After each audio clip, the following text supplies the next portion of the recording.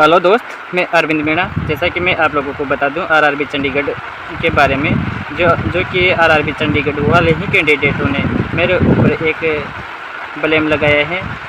लेकिन ब्लेम तो लगेगा ही सही, क्योंकि जो अच्छा काम करेगा उसके ऊपर तो ब्लेम तो लगना ज़रूरी है। तो बात ऐसी है कि जैसा कि मैंने आरआरबी चंडीगढ़ का रिज़ल्ट आने के बाद में मेरे पास आरआरबी चंडीगढ़ बोर्ड से दूसरे दिन से इतने कॉल आए जिसकी मैं आप लोगों को नहीं बता सकता। कम से कम 100 से 150 कॉल आ गए होंगे। लेकिन उन सभी कैंडिडेटों ने मेरे पास सिर्फ एक ही ऐसा कैंडिडेट है जिसने मेरे पास ये कॉल करके ये बताया कि अब जो बच गए कैंडिडेट अब उनके बारे में आगे क्या सोचा है। उस कैंडिडेट का नाम है धर्मेंद्र मीणा। उसी ने मेरे से इस मुद्दे पर बात की। नहीं तो सभी कैंडिडेटों ने बस एक ही बात कर रहे थे कि डीवी कब होगा, मेडिकल कब होगा, कैसा होगा, आगे का प्रोसेस क्या है। लेकिन मैं आप लोगों को ये बता दूं कि इन कैंडिडेटों को सोचना चाहिए। जिनका सिलेक्शन हो गया वो तो अपनी खुशियां मना रहे हैं, लेकिन जो सिलेक्ट नहीं हुए थे उन पे क्या बीत रही है इस चीज़ के बारे में इन्होंने बिल्कुल भी नहीं सोचा और अपने ही बारे में सोचते हैं। ये इतने मतलबी थे। हाँ, तो इन लोगों ने मेरे को इतना परेशान कर दिया था कॉल करके, क्या बताऊँ आपको। उसके बाद में मैंने जब मेरे को ये बात अच्छी नहीं लगी ना, हाँ, तो फिर मैंने सोचा कि इनको भी एक बार आजमाया जाए। कॉल तो इतने कर रहे हैं, परेशान तो इतने कर रहे हैं, और जो बच गए कैंडिडेट उनके बारे में नहीं सोच रहे कि उनका क्या करना है, आगे का प्लान क्या है, कैसे इनकी वेटिंग क्लियर होगी। तो ये बातें तो नहीं कर रहे, बस डी मेडिकल ये बातें कर रहे थे। तो मेरा दिमाग ख़राब हो गया। दिमाग ख़राब होते मैंने जो चंडीगढ़ का एक कॉमन ग्रुप था उसमें 170 के आसपास कैंडिडेट हैं। उसमें मैंने उसके बाद में एक और अलग ग्रुप बनाया। उस ग्रुप का नाम है सिलेक्टेड चंडीगढ़ टेक कैंडिडेट। उस ग्रुप में मैंने एक मैसेज डाला। उस ग्रुप में 55 कैंडिडेट हैं। उसमें मैंने ग्रुप में मैसेज डाला कि जिससे जो फाइनेंशियल हेल्प हो पाए वो कीजिएगा, और फाइनेंशियल हेल्प 500 रुपये से कम नहीं होना चाहिए, क्योंकि मैं खुद 25-30 कैंडिडेटों के साथ जो कैंडिडेट बच गए ना उनके रिगार्डिंग, और जिन सांसदों और जिन केंद्रीय मंत्रियों की वजह से आज हमारी जॉब कन्फर्म हो पाई है ना, तो उनसे मिलने, उनका स्वागत करने, उनको धन्यवाद बोलने के लिए मैं सिलेक्टेड कैंडिडेट और अनसिलेक्टेड कैंडिडेट सभी बोर्ड से कैंडिडेट उठाऊंगा, ताकि ये कैंडिडेट को अगर 1 महीने के अंदर इनका काम नहीं होता है, हाँ, तो ये कैंडिडेट लीड करेंगे और इंटरनली अपन इनको सपोर्ट करेंगे। ये सोचकर मैंने ये प्लान बनाया था। उस ग्रुप में से मेरे पास मात्र 800 रुपये आए थे। किसी ने 50, किसी ने 100 रुपये ऐसे पैसे डाले थे। तो एक कैंडिडेट है जिसका नाम है राजू, जो बिहार से है। उसका मोबाइल नंबर स्क्रीन पर दूंगा। उसने मेरे ऊपर ब्लेम लगाए हैं कि ये भी विक्रम की तरह लड़कों से पैसे लूटने का बिजनेस कर रहा है।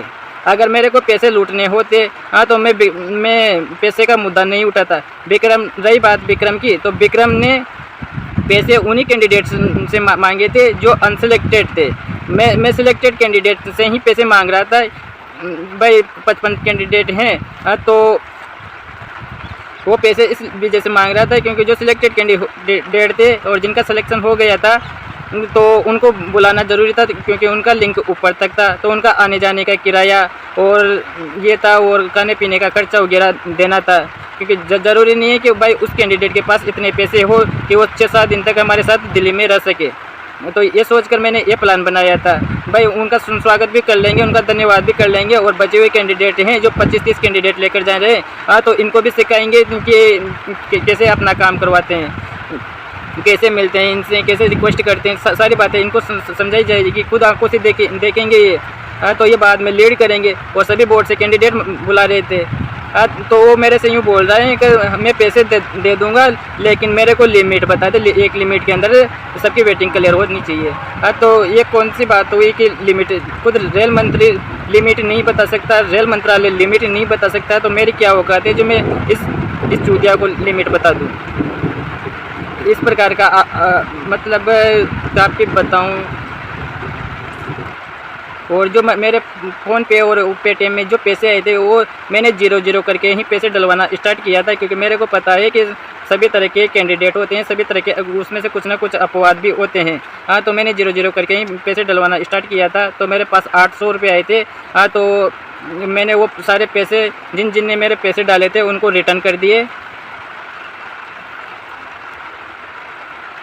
लेकिन आप ऐसी बात मत सोचिए कि मतलब एक दो के अपवाद हो, जबकि उनका सिलेक्शन होने के बाद में भी ऐसी सोच रखते हैं।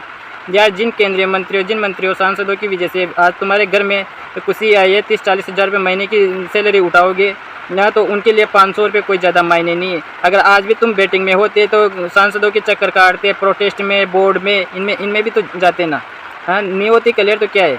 अब मैंने तो साफ बोल दिया था कि बहुत सारे चंडीगढ़ के 3-4 ग्रुप बने हुए हैं, उसमें ज्वाइन कर लो आप। इस ग्रुप में तो वही रहेगा जो पैसे देगा, अदर नहीं। और ग्रुप सोच समझ के बनाया गया था, नेतागिरी करने के लिए नहीं। वो ग्रुप बनाया गया था जो बचे हुए कैंडिडेट हैं ना, उनको सपोर्ट करने के लिए। जो सिलेक्टेड कैंडिडेट हैं वो इस तरह का ब्लेम लगा रहे हैं, और इसमें से एक दो अनसिलेक्टेड कैंडिडेट भी हैं जिन्होंने भी ब्लेम लगाया। लेकिन मैं तो उनके लिए कर रहा हूँ। मैं तो साफ बोल रहा हूँ कि मैंने तो 500 रुपये के लिए बोला है, मैं 2000 रुपये दूँगा, हर बार दूँगा। लेकिन एक बार ग्राउंड पर आकर काम करें इन कैंडिडेटों के लिए, तब पता चलेगा। तूने तो ये साबित कर दिया भाई तू कितना मतलबी था। बाकी तो कर ही रहे हैं, लेकिन तूने तो साफ शब्दों में साबित कर दिया भाई तू कितना मतलबी था। जबकि मेरे पास इतने कॉल आते हैं पैसों के लिए सभी बोर्ड के कैंडिडेट से कि हमारा साफ मत छोड़ना, पैसे की दिक्कत टेंशन मत लेना। लेकिन मैं साफ ही मना कर देता हूं, भाई आप खुद अभी बहुत टेंशन में जी रहे हो, अभी आप खुद इन पैनल नहीं हुई है तो मैं आप लोगों से पैसे कैसे ले सकता हूं। जिन जिन ने भी कॉल किया ना मेरे पास, उनको तो याद है कि मैं उनको क्या जवाब देता हूँ, क्योंकि मेरे को याद है ये सारी बातें। क्योंकि यार वो वैसे टेंशन में जी रहे हैं और उनसे भी इस तरह की हेल्प मांगेंगे, हाँ तो ये तो गलत बात है ना। जिनके घर में खुशियाँ आ रही है वो इस तरह का ब्लेम लगा रहे हैं, सोचने वाली बात है। घर ब्लेम तो लगता ही रहेगा, ऐसी कोई बात नहीं है, ब्लेम तो लगता ही रहेगा। और जो भी ब्लेम लगाएगा उसके नंबर आप लोगों को दिया जाएगा स्क्रीन पर हर वीडियो में। देखते हैं कि कितना ब्लेम लगाते हैं, क्या करते हैं, क्या नहीं है। और जो मतलब ऐसे कैंडिडेट जिन्होंने अभी तक खुद के आरआरबी का जाके चेहरा नहीं देखा, हेडक्वार्टर का चेहरा नहीं देखा, पटना प्रोटेस्ट में नहीं गए, सांसदों के पास लेटर लिखवाने नहीं गए, ऐसे कैंडिडेट जिनको भीख में नौकरी मिली है मेरे हिसाब से, और वो कैंडिडेट मेरे ऊपर ब्लेम लगा रहे हैं। क्योंकि उन कैंडिडेट को मैंने आज से एक साल पहले आजमा चुका हूँ। हेडक्वार्टर जाने के लिए बोला, हाँ तो हमें तो हेडक्वार्टर का ही पता नहीं है, हेडक्वार्टर कहाँ है, बड़ोदरा हाउस का ही पता नहीं है। और ऐसे कैंडिडेट ब्लेम लगा रहे हैं, तो आप ऐसा मत सोचिए कि ऐसे कैंडिडेटों की वजह से मैं आप लोगों का साथ छोड़ दूंगा, नहीं। तो 15 तारीख को आरआरबी चंडीगढ़ विजिट कर रहे हैं कैंडिडेट, तो वहाँ डिमांड ज़्यादा हुई थी और कुछ सीटें रोक ली गई, तो उन सारी बातों को लेकर ही कैंडिडेट पहुँच रहे हैं। और पूरे कॉन्फिडेंस के साथ जाइए, वहाँ जाने के बाद में आपको क्या रिज़ल्ट मिलता है हाँ तो बताइएगा ज़रूर। उसके बाद में हम अपना काम जारी रखेंगे आप लोगों के लिए, ज़्यादा टेंशन मत लो। और रही बात ब्लेम की, तो ब्लेम तो लगते रहेंगे, जो अच्छा करेगा ना हाँ तो उसके ऊपर ब्लेम तो आएंगे। क्योंकि हमें मीठी मीठी बातें नहीं करनी आती, हमें गोल गोल घुमाना नहीं आता। हम तो जो बोलते हैं मुँह पे बोलते हैं, ये कहना चाहता हूँ। और ज़्यादा टेंशन मत लो कि अब हमारा कुछ नहीं होगा। हम ये बोल रहे हैं कि हम आपके लिए लास्ट तक साथ देंगे, इंटरनली भी देंगे तो ओपनली भी देंगे। और रही बात, बस ये कहना चाहता हूँ, ज़्यादा टेंशन लेने की ज़रूरत नहीं है। टेंशन तो उस दिन लेना जिस दिन आपकी वेटिंग क्लियर नहीं होगी। वेटिंग तो क्लियर होगी, इस चीज़ की तो हम 100% तो गारंटी नहीं लेते, लेकिन प्रयास पूरा रहेगा आप लोगों के लिए।